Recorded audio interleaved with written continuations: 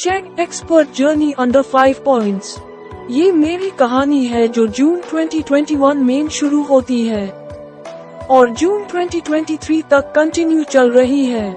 जी हाँ, आज की वीडियो में आपको अपनी चेक एक्सपर्ट की जर्नी को 5 पॉइंट्स में बताऊंगा जो बहुत इंटरेस्टिंग है और आपके काम भी आ सकती है। तो चलिए वीडियो शुरू करते हैं। 1. चेक एक्सपर्ट के बारे में पता कैसे चला। ये चेक एक्सपर्ट की जर्नी का पहला पॉइंट है जिसमें मुझे चेक एक्सपर्ट के बारे में पता चला। ये जून 2021 की बात है जब मैं कॉलेज के फर्स्ट ईयर में था और मैं ऑनलाइन जॉब सर्च कर रहा था। तभी मुझे एक यूट्यूब चैनल मिला जो FZ फैक्ट के नाम से था, जिसने हाल ही में एक वीडियो पोस्ट की थी जो चेक एक्सपर्ट की थी। FZ फैक्ट के उस वीडियो से मुझे चेक एक्सपर्ट की कंप्लीट नॉलेज हुई और अगले दिन ही मैंने उसमें अप्लाई करने की सोची। 2. चेक एक्सपर्ट के रूप में अप्लाई। अब मैंने चेक एक्सपर्ट में अप्लाई किया जिसमें मैंने पहले अपनी पर्सनल डिटेल डाली। उसके बाद मैंने इकोनॉमिक्स सब्जेक्ट को चूज किया क्योंकि मेन इकोनॉमिक्स सब्जेक्ट में थोड़ा बहुत अच्छा था। देन मुझे 2 टेस्ट दिए गए जिसमें पहले सब्जेक्ट टेस्ट था, यानी इकोनॉमिक्स सब्जेक्ट रिलेटेड क्वेश्चंस को सॉल्व करना था। ये टेस्ट को क्लियर करने के लिए आपके पास 2 चांस थे, यानी एक बार आप फेल हो जाते हो तो आप दूसरी बार भी उस टेस्ट को क्लियर कर सकते हो। फिर मैंने टेस्ट दिया और मैं पहले टेस्ट में फेल हो गया। अब मेरे पास लास्ट अटेम्प्ट दी उस टेस्ट को क्लियर करने के लिए। फिर मैंने इंटरनेट पर सर्च करके आंसर दिए और लास्ट में कुछ नंबर से पास हो गया। अब मुझे गाइडलाइंस टेस्ट के लिए एक PDF दी गई जिससे मुझे पढ़कर टेस्ट देना था।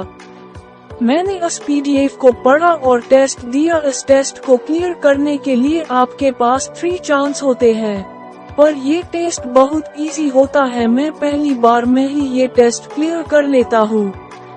ये पूरा प्रोसेस को कंप्लीट करने के लिए आपके पास 48 आवर्स होते हैं।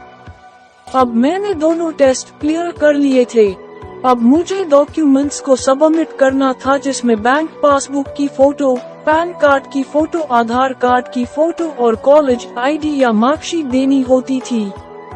सारे प्रोसेस क्लियर होने पर मुझे ईमेल आया कि आपने सारे प्रोसेस क्लियर कर लिए हैं। अब आपकी ऑनबोर्डिंग 15 सितंबर को होगी। लेकिन उस टाइम कुछ कारणों से उन्होंने मेरी ऑनबोर्डिंग को 29 सितंबर तक आगे बढ़ा दिया। अब मैं 29 सितंबर को चेक में काम कर सकता हूँ।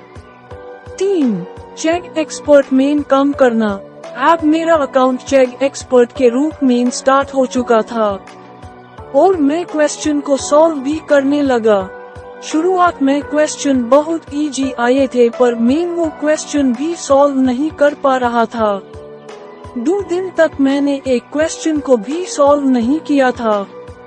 फिर मुझे लगा कि चीटिंग करके ही इसमें काम किया जा सकता है, तो मैंने क्वेश्चन को गूगल करना स्टार्ट किया। क्वेश्चन मिल भी गए पर चेक की खुद की वेबसाइट पे। अब मुझे यूट्यूब से पता चला कि टेलीग्राम पर चेक के बोट चलते हैं, यानी आप टेलीग्राम पर चेक के लिंक को पेस्ट करके आंसर ले सकते हो, पर उसके लिए पैकेज लेना होता था। फिर मैंने एक टेलीग्राम का पैकेज लिया जो 500 रुपए का था, जिसमें मैं 10 क्वेश्चन को सॉल्व कर सकता था। अब मैं चेक एक्सपर्ट के क्वेश्चन को गूगल करके आंसर देने लगा और सब कुछ सही भी चल रहा था।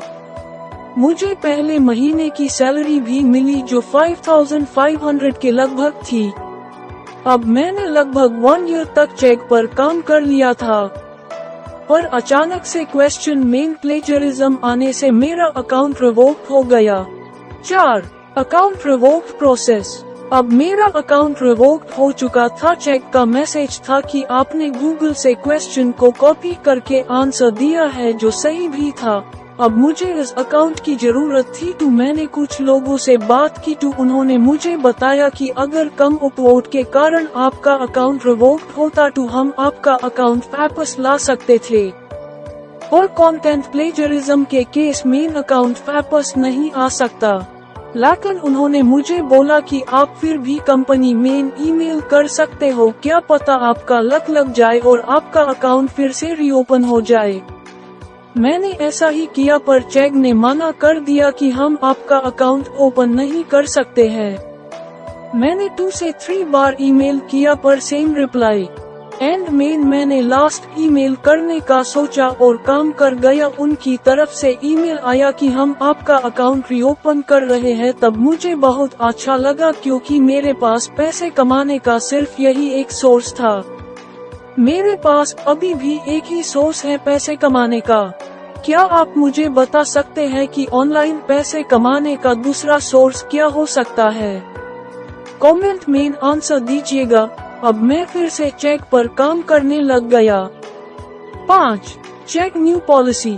चेक एक्सपर्ट में मेरा अकाउंट रीओपन होने पर मैं फिर से चेक एक्सपर्ट में क्वेश्चन सॉल्व करके अर्निंग करने लगा। 1 साल तक अर्निंग करने के बाद चेक ने अपनी पॉलिसी को चेंज किया। अब इनकी पॉलिसी के अनुसार आप सिर्फ टाइप करके क्वेश्चन के आंसर दे सकते थे। मैं पहले कॉपी में लिखकर आंसर दिया करता था जिसमें मुझे कम टाइम लगता था और प्लेजरिज्म होने का चांस कम होता था।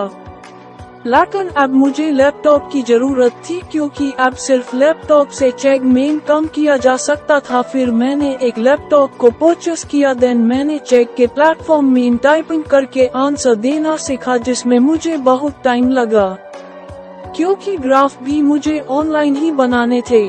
अब मुझे चेक में एक क्वेश्चन को सॉल्व करने पर कम से कम 1 आवर का टाइम लगता है जहां मुझे पहले सिर्फ 20 मिनट लगते थे। इसलिए अब मैं कोई और सोर्स ढूंढ रहा हूँ ऑनलाइन अर्निंग का जिससे मुझे ज्यादा इफेक्ट नहीं लगाना पड़े। आप कैसे ऑनलाइन अर्निंग करते हो ये कमेंट करके जरूर बताइएगा। तो ये थी मेरी चेक जर्नी। आपने मेरी चेक जर्नी से क्या सीखा ये कमेंट में बताइएगा। और आपको अगले किस टॉपिक पर वीडियो चाहिए ये भी कमेंट करके जरूर बताना। और ऐसे ही और वीडियोस के लिए सब्सक्राइब कीजिएगा। Thank you.